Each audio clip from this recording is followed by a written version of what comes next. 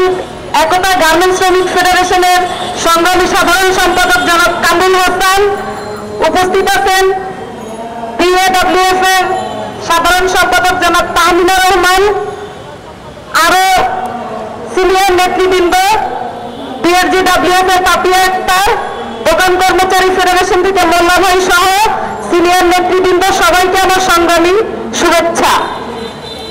আজকে আমরা এখানে উপস্থিত হয়েছি আসন্ন যে বাজেট শুনেছি আমরা 1800 কোটি টাকার বাজেট।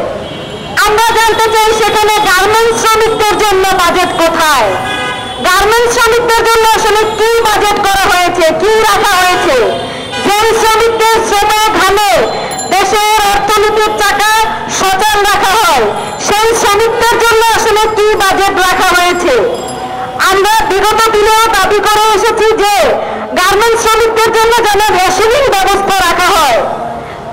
বর্তমান যে তত্ত্বাবধায়ক সরকার আছে সেই সরকারের কাছে আমরা দাবি জানাই এই রেশনিং ব্যবস্থা যেন এবারের বাজেটের শ্রমিকদের জন্য কোনোভাবেই মিস হয়ে না যায়। রেশনিং ব্যবস্থার জোর দাবি জানিয়ে আমি আমার সংক্ষিপ্ত বক্তব্য শেষ করছি।